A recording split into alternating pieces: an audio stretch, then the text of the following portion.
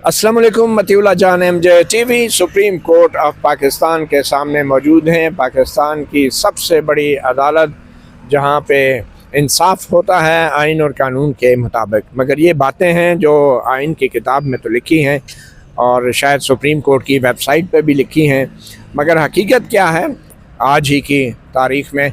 ख़बर यह है सबसे पहले कि सुप्रीम जुडिशल काउंसिल का इजलास होने जा रहा है और ये फोरम है जहाँ पे आला अदलिया, हाई कोर्ट और सुप्रीम कोर्ट के जजेस के ख़िलाफ़ शिकायत का फ़ैसला किया जाता है। और इस फोरम से जो फ़ैसले आए हैं जुडिशल काउंसिल के फोरम से, उसमें कई जजेस को फ़ारग भी किया गया है, घर भी भेजा गया है, बल्कि एक जज मौसूफ तो रिटायर होने के बाद भी उनको बरतरफ किया गया।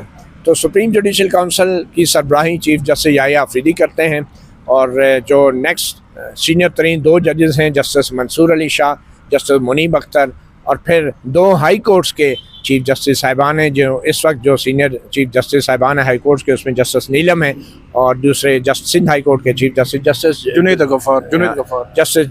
गफ़ार हैं। बहरहाल इसका इजलास कल होने जा रहा है और ख़बरें ये हैं कि एक तो 12 तारीख को, अच्छा 12 जुलाई को होने जा रहा है। और ख़बरें ये हैं कि इसमें एक तो जुडिशल काउंसिल का जो ज़ाब्ता अखलाक है हाई कोर्ट और सुप्रीम कोर्ट के जजेस के लिए, उसमें कुछ तरमीम के लिए जो कमेटी ने रिपोर्ट देनी है उस पर गौर किया जाएगा और फिर कुछ जजेस के ख़िलाफ़ शिकायत हैं उन पर भी गौर किया जाएगा। इस पर हम बात करेंगे। साकिब बशीर कोर्ट रिपोर्टर और सीनियर जर्नलिस्ट हमारे साथ मौजूद हैं। साकिब बशीर साहब, सबसे पहले तो जुडिशल काउंसिल का जो 12 जुलाई को इजलास होने जा रहा है, वैसे ये 12 जुलाई की तारीख़ बड़ी अहम है। इस पर पहले मखसूस नशस्तों का फ़ैसला भी आया था और मेरे ख्याल में अब उस पर अमल भी नहीं हुआ था और अब तो खैर वो फैसले ही सेटिसाइड हो गए हैं। तो जुडिशल काउंसिल का एजेंडा क्या है और ये किस किस्म की जजेस के ख़िलाफ़ कुछ शिकायत की बातें हो रही हैं कि कौन से जजेस जो हैं जिनके ख़िलाफ़ शिकायत को टेकअप किया जा सकता है, और जो मौजूदा कंपोजिशन है सुप्रीम जुडिशल काउंसिल की, उसमें तो लगता है कि अक्सरियत जो है वो उन जजेस की है कि जो शायद इस्लामाबाद हाई कोर्ट के उन 5 या 6 जजेस को इतना पसंद नहीं करते जिनके ख़िलाफ़ शिकायत जुडिशल काउंसिल में आई हैं। तो ये मामला क्या है?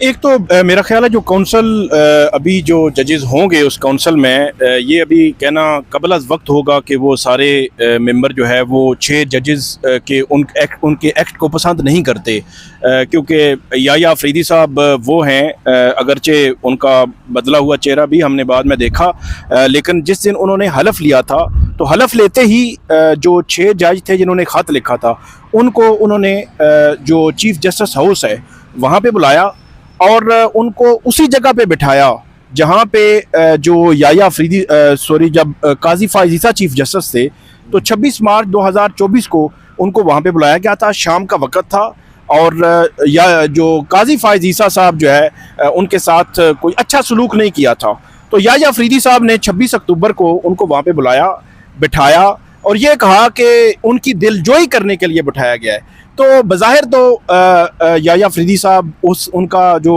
उनके हवाले से मामला था वो उस वक़्त तो मुख्तलिफ था, लेकिन बाद में ट्रांसफ़र जजेस को उन्होंने सपोर्ट किया, फिर कुछ जो जस्टिस मोहसिन अख्तर कियानी और कुछ जजेस को साइड लाइन किया गया इस सारे मामले में। तो फिर जस्टिस मंसूर अली शाह, जस्टिस मुनीब अख्तर हैं, जस्टिस आलिया नीलम हैं, जुनैद गफ़ार साहब हैं, अभी तक उनका व्यू जो है वो सामने नहीं आया कि वो उनका इसके हवाले से या मुदाखलत के हवाले से व्यू पॉइंट है क्या। तो जो कौंसिल का इजलास है उसमें एक चीज़ जो क्योंकि मुदाखलत के हवाले से जो सवाल था उसको एड्रेस करने के लिए जब याह्या अफरीदी साहब आए थे तो उन्होंने आते ही कौंसिल का इजलास बुलाया और उन्होंने कहा कि इसको एड्रेस करने के लिए हम कौंसिल के जो रूल्स हैं इसमें क्या तब्दीली कर सकते हैं, तरमीम कर सकते हैं, ताकि ये जो मुदाखलत वाला मामला है इसको भी मुस्तकबिल के लिए अगर एड्रेस करने की बारी आई तो एड्रेस किया जा सके। एक तो ये चीज़ देखी जाएगी। फिर ये फोरम है कि जजेस के ख़िलाफ़ जो शिकायत हों, कोई रेफरेंस अगर हो तो उसको देखने के लिए ये जो फोरम है वो उसको देखता है। लेकिन इसके हवाले से पिछली रात को ही हमारे दोस्त हैं आसिफ बशीर चौधरी साहब, उन्होंने ख़बर दी है कि जो 6 जजेस जो थे जो अब 5 हो चुके हैं, तो उन्होंने जो ख़त लिखा था उनकी फ़ाइलें दोबारा जो है वो हरकत में आ गई हैं अब वो उन फाइलों में कोई शिकायत हैं, कोई रेफरेंस हैं, जो शिकायत यहाँ पे काउंसिल में जमा करवाई गई थी, जैसे स्कियानी के खिलाफ, जैसे बाबर सत्तार के खिलाफ या बाकी जजेस के खिलाफ, उनको काउंसिल जो है वो कैसे देखेगी, किस एंगल से देखेगी। और ये भी जो है वो शुनीद है, ये खबरें इस तरह इधर उधर की हैं कि वो शायद वो तो किसी प्रेशर में नहीं आ रहे, उनको साइड लाइन भी किया गया, उनको जो है वो दीवार से भी लगाया गया, इसके बावजूद ना वो रिज़ाइन दे रहे हैं, ना वो जो है वो जुडिशरी छोड़ रहे हैं। तो उनका कोई मज़ीद को बंदोबस्त बज़ाहिर जो है वो करने के हवाले से खबरें गर्म हैं, लेकिन कौंसल का इजलास बहुत अहमियत का हामिल है, बड़ी अहमियत का हामिल है, क्योंकि पहले तो सियासतदानों का बंदोबस्त किया गया, फिर जजों का बंदोबस्त किया गया, मीडिया का भी बंदोबस्त किया गया। बंदोबस्त तो बहुत सौ का होना है, मगर जिनका होना चाहिए उनका बंदोबस्त नहीं हो रहा। बहरहाल एक चीज़ मैं ऐड कर दूं कि आपने भी यूट्यूब को जवाब लिखा है, बाकी लोग भी यूट्यूब को जवाब लिखेंगे।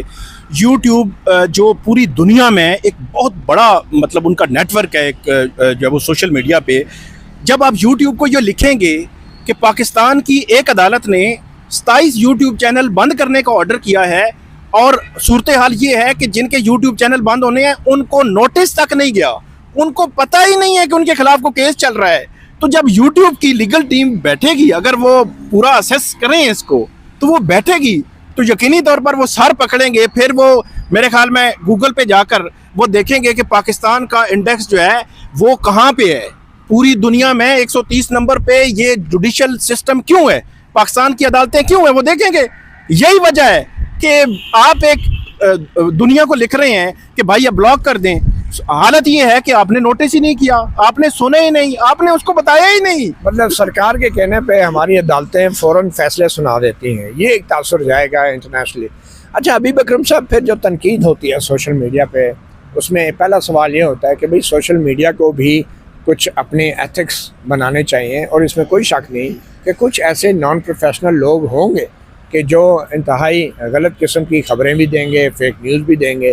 तो उनके लिए क्या आप समझते हैं कि एज अ जर्नलिस्ट हमारी क्या ज़िम्मेदारियां हैं, और उन आम शहरियों की जिनके पास मोबाइल फ़ोन है और यूट्यूब चैनल्स उन्होंने बनाए हैं, उनकी क्या ज़िम्मेदारियां हैं? क्या हम जर्नलिस्ट कम्युनिटी को इस हवाले से मुनज़्ज़म होकर कोई अपना ज़ाब्ता अखलाक या कोई अपना सिस्टम ऐसा बनाना चाहिए जिसमें ख़ुद एहतसाबी को भी मुतारफ़ कराया जा सके? मेरी राय इस पे थोड़ी मुख्तलिफ है, और कुछ शायद इस पे बहुत सारी डिबेट की ज़रूरत भी है, लेकिन मेरी राय है ये जो सोशल मीडिया है, क्या पाकिस्तान में ही इसका और हुकूमत का या रियासत का आपस में मैच पड़ा हुआ है, या दुनिया के दूसरे मुल्कों में भी है? अमेरिका में नहीं है, बरतानिया में नहीं है, इंडिया में नहीं है। वहाँ पे सिर्फ न्यूडिटी और डेफेमेशन के लाइबल लॉज हैं और बड़ी कामयाबी से उनके अमल चल रहे हैं। अच्छा, अब ये सिर्फ हमारे यहाँ ही क्यों एक सियासी मसला बना हुआ है? दूसरी दुनिया में तो नहीं बना हुआ। दूसरी दुनिया में सियासतदान जो हैं वो इस पर बड़े एक्टिवली काम करते हैं, टिकटॉक पे आते हैं, अपनी मतलब आप अमेरिकन प्रेसिडेंशियल कैंपेन जो है वो टिकटॉक पे चल रही थी। जब ये सारी चीज़ें हो रही हैं तो आखिर हमारा क्या मसला है? भाई मसला बुनियाद में है, सोशल मीडिया में नहीं है। मसला ये है कि पाकिस्तान के अंदर दस्तूर की हुक्मरानी, ये दस्तूर में लिखा हुआ है। पाकिस्तान में कानून की हुक्मरानी होगी, ये दस्तूर में लिखा हुआ है। अच्छा, या तो इसको लपेट दिया जाए, जुज़दान में रख के बता दिया जाए कि भाई कुछ अरसे के लिए इसको नहीं निकालना, बस आप आएँ और इसको इसके सामने माथा टेकें और चले जाएं। चलिए, ये बात समझ में आ गई। अब मसला ये है कि वो एक ज़िंदा दस्तावेज़ भी है। रोज़ाना ये इस अदालत में आप लोग यहाँ पे होते हैं, कोर्ट हो रही होती है। अब फिर उसी दस्तूर में जो लिखा हुआ है कि आपको सफाई का मौका दिया जाएगा, आपके ऊपर जब इल्ज़ाम लगेगा तो उसके लिए सबूत की फराहमी इल्ज़ाम लगाने वाले ने देनी है। अदालत फैसला का तसव्वुर नहीं कर सकती जब तक आपको नहीं सुनेगी। ये सारी चीज़ें हो चुकी हैं। तो अब बताइए, अब ये बात अगर सोशल मीडिया पे हम कर रहे हैं तो इसमें कौन सी खराबी है? अच्छा, जहाँ तक आम आदमी का ताल्लुक है, आम आदमी को आप बात तो करने दें भाई। उसकी हर बात पे मतलब हमने किस तरह की पाबंदियाँ लगा रखी हैं, और बाज़ अहमकाना हद तक लगा रखी है। बिल्कुल सही। मेरे ख्याल में ये रियासत जो है अपने शहरियों को पुलिसिंग करने से ज़्यादा उनको एजुकेट करने के ऊपर उसकी तवज्जो होनी चाहिए। और यही वजह है कि जब एजुकेशन में हम नाकाम हो जाते हैं बतौर रियासत अपने शहरियों की, नौजवानों की एजुकेशन करने में, तो फिर हम डंडे के ऊपर हमारा इन्हिसार बढ़ जाता है। और जब हम डंडा चलाते हैं तो फिर सोसाइटी के अंदर तशद्दुद अमेज़ रुझानात पैदा होता है। ऐसा नहीं है मती। जब हमारी ख्वाहिशात कानून और दस्तूर के दायरे से बाहर निकल जाती हैं तब डंडा आता है। एग्जैक्टली और ये फिर अपने गलत कामों को कवर अप करने के लिए, उनको डिफेंड करने के लिए आप ताकत का इस्तेमाल करते हैं। तो ताकत का इस्तेमाल जिस रियासत में होता है उस रियासत के शहरी भी इंतहा पसंदी की तरफ जाते हैं और उस रियासत के ऊपर जो एतमाद है शहरियों का वो नहीं रहता। बज़ाहिर सब कुछ पुरसकून होता है, मगर फिर अल्टीमेटली जब कुछ पता चलता है कि सब कुछ ठीक नहीं था तो वो बहुत अचानक होता है। तो इसलिए मैं समझता हूँ कि सोसाइटी के अंदर अवेयरनेस पैदा की जाए, लोगों को एजुकेट किया जाए, उनको एम्पावर किया जाए कि सोशल मीडिया के ऊपर पाकिस्तान का कैसे दिफा करना है, अपनी वैल्यूज़ का कैसे दिफा करना है। और ये सिर्फ तालीम से नहीं होगा, ये तरबियत से भी होगा। तो हर 25 करोड़ आबादी वाले मुल्क के हर शहरी को कंट्रोल करना, रेगुलेट करना, ये सिर्फ पुलिस के ज़रिए नहीं होगा, ये तालीम और तरबियत दोनों से होगा। साकिब क्विकली ये बताएं कि मीडिया का और सियासी जमातों का और ख़ास तौर पे हुक्मरान सियासी जमातें जो हैं, इनका भी कोई असूली मौक़िफ़ होना चाहिए। ये जो कुछ इतना बड़ा कार्रवाई हो रही है, चैनल बंद करने की बातें हो रही हैं, तो इन सियासतदानों का और सियासी जमातों का क्या रद्द-ए-अमल होना चाहिए और ख़ास तौर पे मीडिया की तंजीमों का? बड़ा अनफॉर्चुनेट है कि जो हमारी ख़ास तौर पर जो सियासी जमातें हैं, जो पॉलिटिकल लीडरशिप है और जो इक़्तिदार में मौजूद ख़ास तौर पर जो सियासी जमातें हैं, जो हमने शुरू में बात की कि जैसे ही वो इक़्तिदार में आते हैं वो उन कवानीन को भूल जाते हैं, उस उसूल पसंदी को भूल जाते हैं, उन नारों को भूल जाते हैं जो अपोजिशन के दौर में वो लगाते रहे।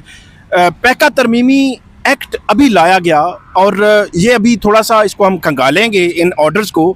तो मेरी असेसमेंट के मुताबिक ये जो ऑर्डर हुआ है इसके पीछे भी पैका तरमीमी जो एक्ट अभी बना है उसका अमलो दखल भी होगा। तो यही जो लेजिस्लेशन जब पीटीआई की गवर्नमेंट कर रही थी, पैका तरमीमी ऑर्डिनेंस उन्होंने लाया था उस वक़्त, और अल्लाह भला करे उस वक़्त चलें अदालतों में थोड़ी जो है वो रमक दमक थोड़ी सी थी। तो जस्टिस सदर मिनल्लाह थे इस्लामाबाद हाई कोर्ट में, उन्होंने एक तो स्टे किया, फिर उसके बाद कार्रवाई रोकी और उसके बाद उन्होंने सेट असाइड किया उसको। लेकिन आज एक तो अदालतों से तो तकरीबन 7 माह हो गए हैं, जस्टिस इनाम अमीन मिनाज साहब के पास वो केस पड़ा हुआ है। फिर जहाँ तक आपने पॉलिटिकल पार्टीज़ की बात की, तो यहाँ पे मुझे पता है कि यहीं पे पार्लियामेंट हाउस के सामने धरना दिया था जो PFUJ ने, और उसमें मरियम नवाज आई थी, उसमें शहबाज शरीफ आए थे, उसमें बिलावल भुट्टो आए थे, वो सारी पॉलिटिकल लीडरशिप आई। वो क्या था, वो मीडिया के हवाले से कानून साजी उस वक्त की पीटीआई हुकूमत कर रही थी और फिर पीटीआई की हुकूमत को प्रेशर में आकर वो पीछे हटना पड़ा, वो लेजिस्लेशन नहीं हो सकी।